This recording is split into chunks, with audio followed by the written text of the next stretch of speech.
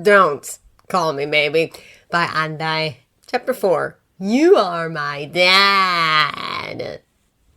Pablo Children group chat. Chat includes Funky Elbows, Zero, Alien Queen, Ashido, Nyong, Ida, Small Bean, Midoriya, Mr. Burner, Bakugo, Mind Meld, Shinso, Octopus, Shoji, Kekleon, Hagagare, Kung Fu Panda, Ojiro, Yaomamo, Yaoyorozu, Defying Gravity, Everbaka, Pikachu, Kaminari, Nahard, Kirishima, Funk Butch, Jiro, Francophile, Aoyama, Kermit, Aspie, Snow White, Koda, Larger Boy, Sato, Edgy, Tokoyami, Fucking Never, Todoroki, and Dad, Aizawa.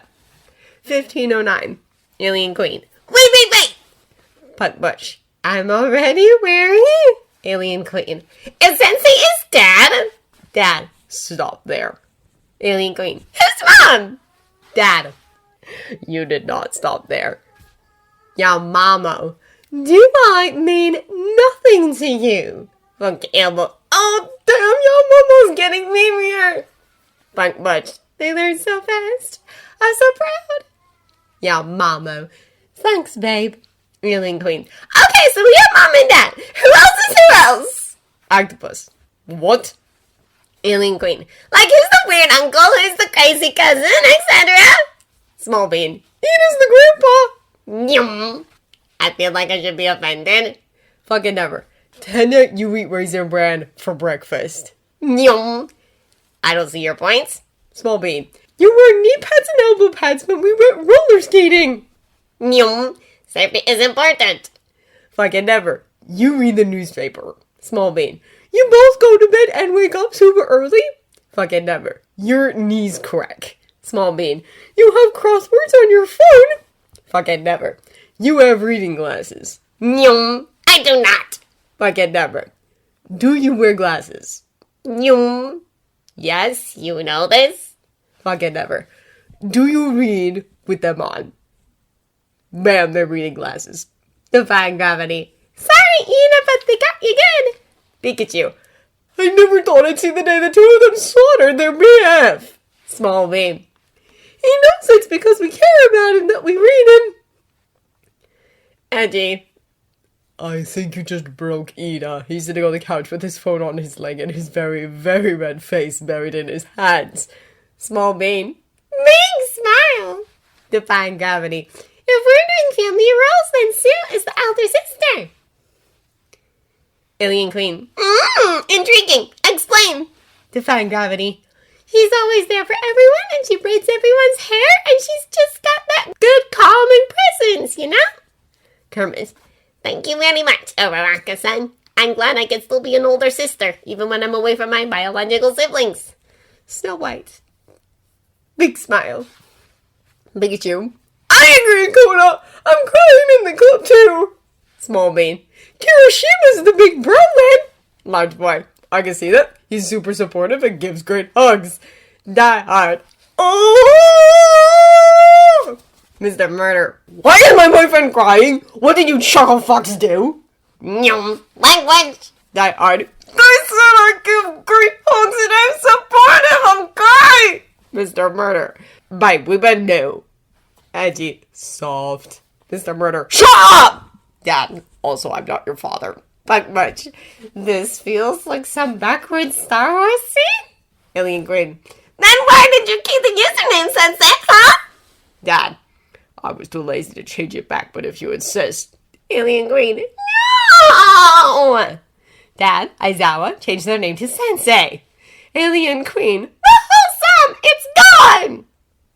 Mr. Murder Bakugo changed Sensei Aizawa's name to Caterpillar. Caterpillar. You better start explaining. Mr. Murder.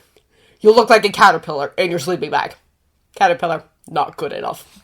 Caterpillar, Aizawa changed their name to Sensei. Mr. Murder.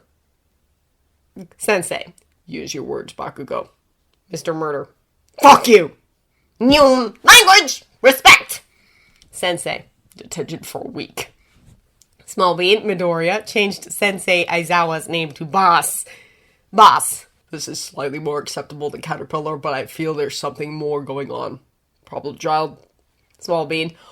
Overwin only ever went by sensei, and Contagion was held by the league long enough for it to become triggering? If I had to guess. Mr. Murder. Fuck off! Boss.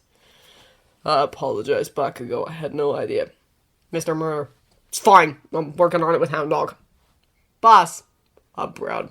Die hard. You just went a bush harder than I've ever seen, and now there's a small dent in my wall from where he just checked his phone at it since he don't know how to process. Boss. Please try to restrain your boyfriend from damaging UA property, if at all possible. Die hard. Thumbs up. Yo, Mamo. Does us using the sensei honorific in regards to Aizawa also trigger negative memories? Should we figure out some other way to address him? Die hard. No, from what Katsuki's told me, it's more just like the word alone without any context as to a specific person, if that makes sense.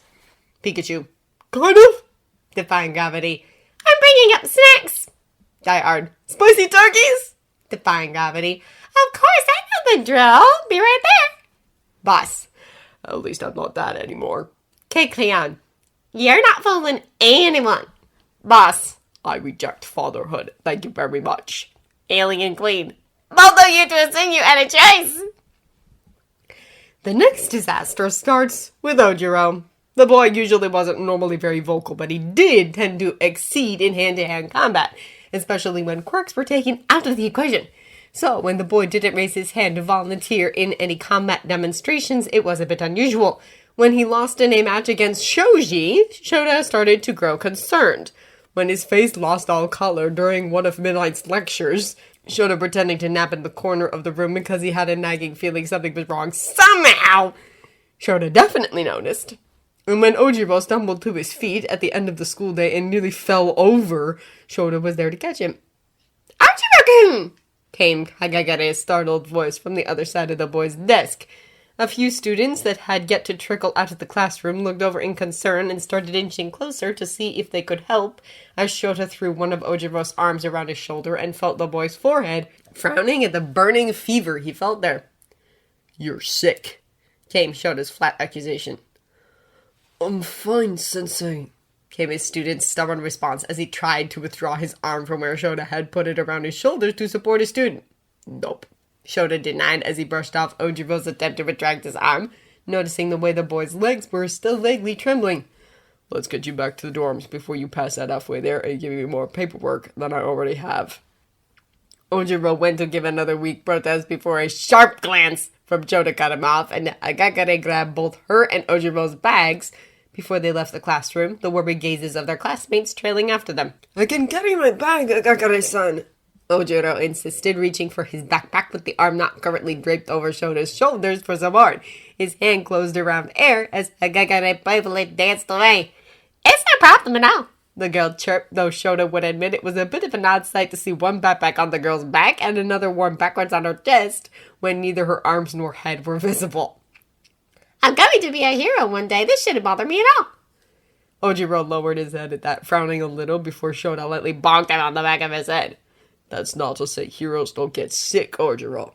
Shota lightly chastised as his student's expression morphed into surprise as his teacher guessed what was troubling him in one shot. I guess so, Ojiro conceded as the three of them entered the dorm building and made their way to the elevator. They passed by Uraraka on the way, who looked at them with concern.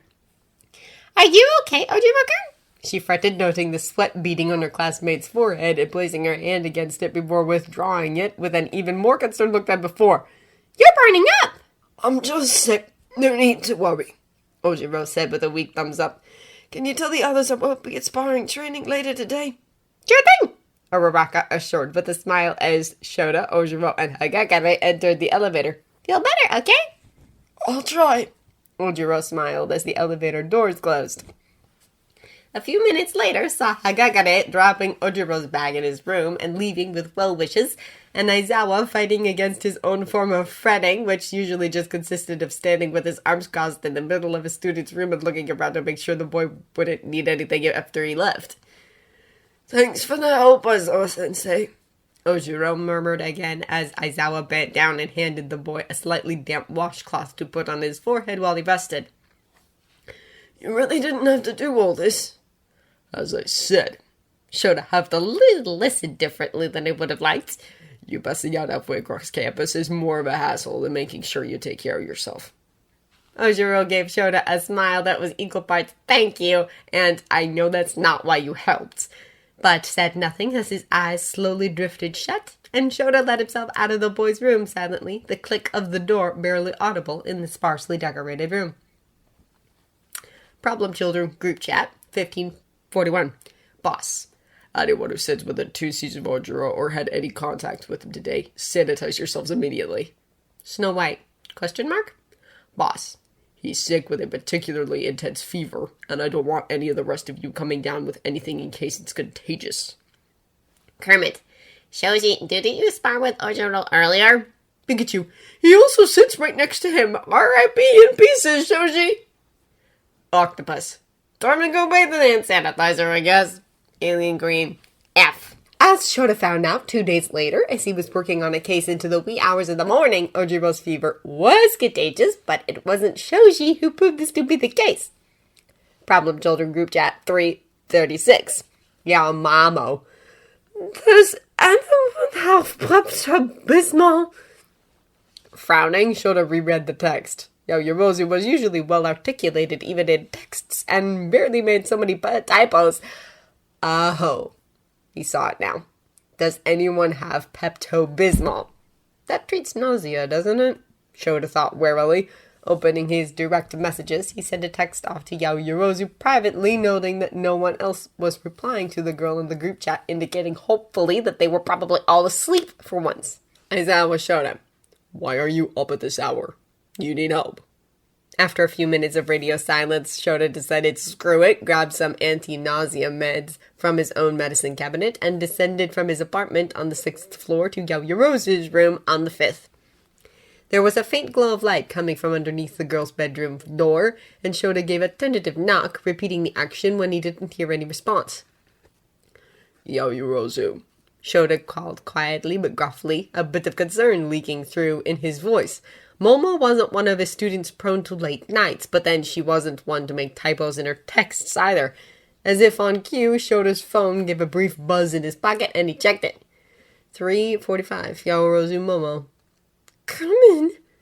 Shota frowned. Swiping his all-access card to get into his student's room, he maneuvered around the large bed, downsized from the original one Yorozu had brought, but still bulky in a dorm environment, in the murky darkness, heading towards the cracked bathroom door with light spilling out. Yorozu. Shota called again, tentatively. In here, came the weak response from the bathroom, and Shota opened the door to find the girl crouched on the tiled floor in front of the toilet, strands of hair falling out of a loose braid he was relatively sure the girl slept in to keep it from tangling. What's up? Shota asked softly, crouching next to the girl and placing one hand on her back and another on her forehead. His cold hand gave the feverish girl chills, but she leaned into the gesture instead of pulling away, and Shota found himself mildly surprised that he didn't really mind. I think I got what Ojiro had on me. Worse. Yorozu panted, pupils contracting before one of her hands shot out to push Shota away, another gripping the rim of the toilet bowl as she emptied the contents of her stomach into it. Some instinct in Shota made him reach forward and hold the stray strands of hair back from Yorozu's face, while another hovered over her back until she was done being sick before moving the hand on her back in slow, gentle circles. Sorry.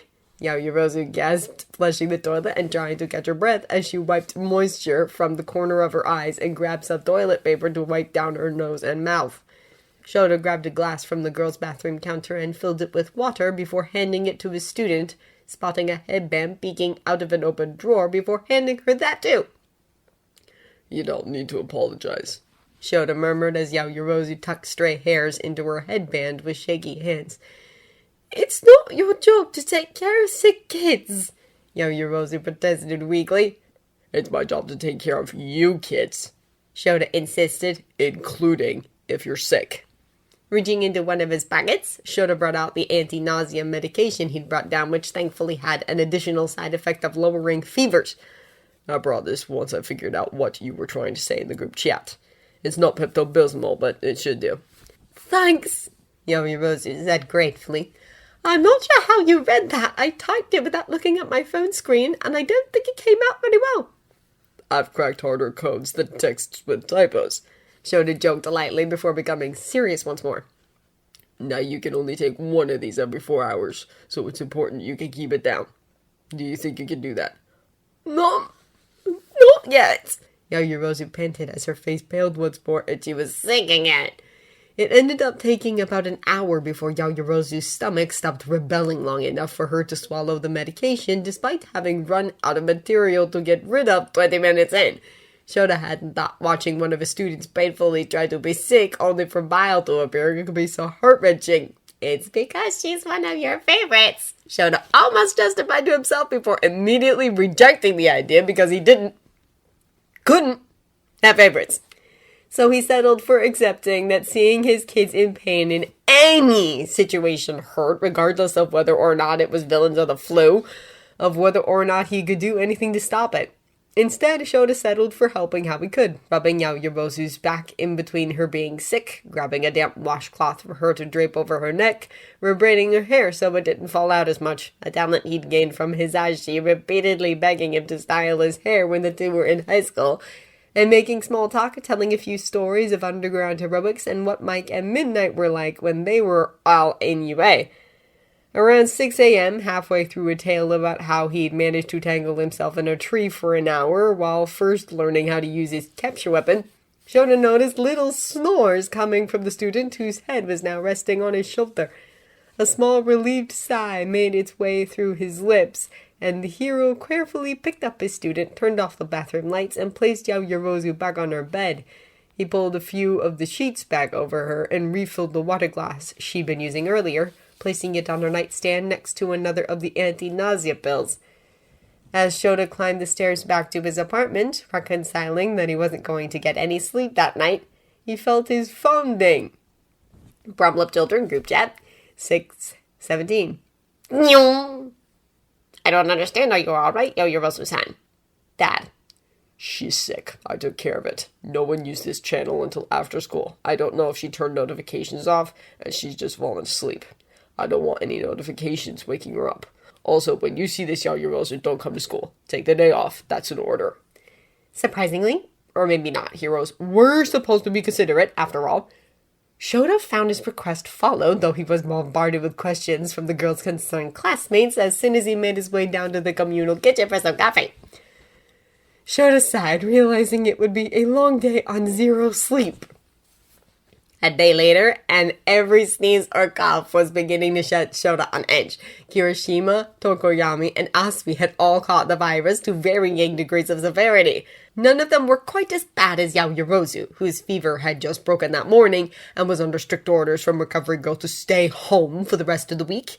But at this point, a quarter of Shota's class had caught the bug, so sue him for being wary. A sneeze sounded during the middle of a maths test, and Shota's hand shot out to grab the small bottle of hand sanitizer on his desk. There was an entire other pack in his bottom drawer before checking it in the general direction the sneeze had come from. As you know, the girl rolled her eyes a little as she caught it, but complied and lathered her hands generously before throwing it back. Just testing their reflexes, Shota thought. Later, Uraraka's face drained of all color during gym, and Shota was immediately by her side in a deja vu moment, holding her hair back as she crouched over the side of a trash can to be sick. After a few final heaves, Shota rubbed her back gently, releasing her hair as Uraraka wiped her mouth on the back of her sleeve and stood up straight again. Go home and rest, he demanded, only to be met with a confused look from his students. What? Why, Sensei? Uraraka asked, baffled. Shota put on his best deadpan expression and looked pointedly between her and the trash can she just emptied her breakfast into. A look of understanding crossed Uraraka's face, and she threw her hands up in a gesture of surrender as she explained, Oh, no, Sensei, I'm not sick. As Shota's derisive snort, she flushed and continued, It's just my quirk, she finished lamely. I just overused it. It happens. It was Shota's turn to frown. The back of his hand suddenly pressed against Uraraka's forehead in a gesture he'd used more in the past few days than in the previous 30 years of his life. He didn't feel a fever, so her being red in the face was more likely embarrassment at being fretted over than an actual fever. "Go to recovery, girl. Anyway," Shota demanded, putting a hand to stop Araga's forming protest. "I'm not taking any chances. Just do it and come back if she gives you the all clear."